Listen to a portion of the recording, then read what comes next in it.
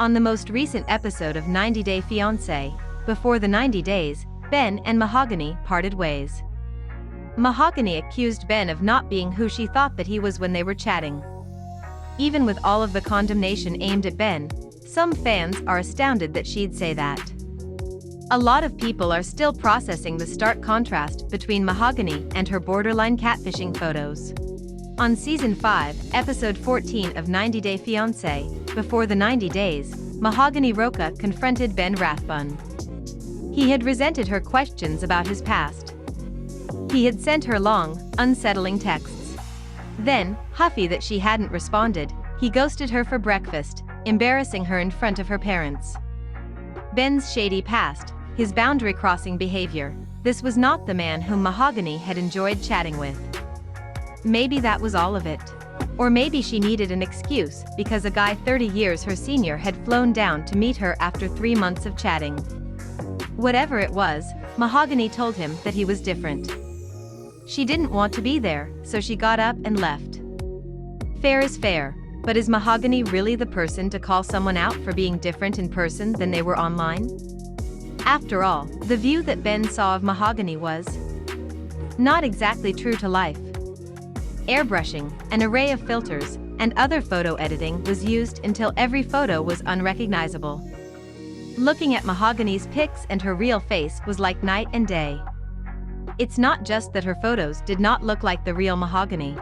Her photos did not look recognizably human. Anyone could tell at a glance that the pics were heavily doctored. Only Ben, it seemed, was unable or unwilling to see that the pics of his beloved better resembled a stylized drawing than a human being. As a result, some fans have accused Mahogany of being what many thought all along. Is Mahogany a catfish? Well, not really, but we're admittedly operating from a pretty strict definition of catfish. Mahogany did not use photos of someone else when communicating with Ben. She just butchered her own pics. She used her own name and, as far as we can tell, her real social media account. Aside from the fact that she apparently got $1,000 out of him, she's not checking a lot of boxes for a catfish. Mahogany was, however, plainly dishonest with Ben. Perhaps her biggest lie was about her age. Only a 22-year-old would be young enough to think that claiming to be 24 is worth the risk.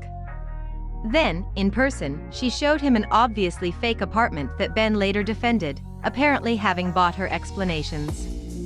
We should stress that Mahogany wasn't just sending her unsettling anime waifu filtered photos to Ben.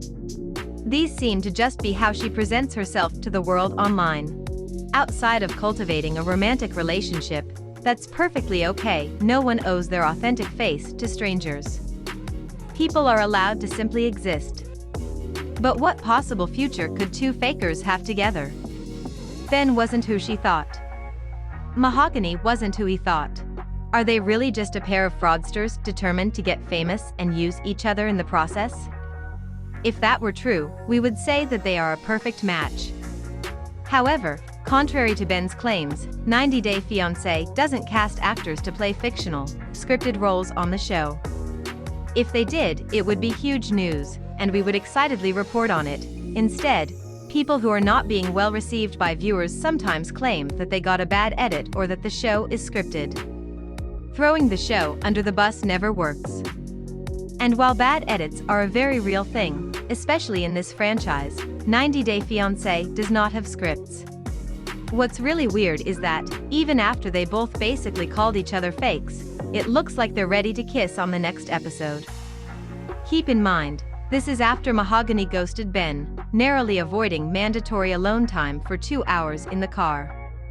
Maybe they're both scheming for fame separately. Or maybe they just can't quit each other. They're both so weird. And, as we previously reported, they are still together in some fashion many months later. Just weeks ago, the two were photographed at a mall in Lima, Peru. Who goes to malls in 2022? The answer is 50-something men and their 23-year-old girlfriends, apparently.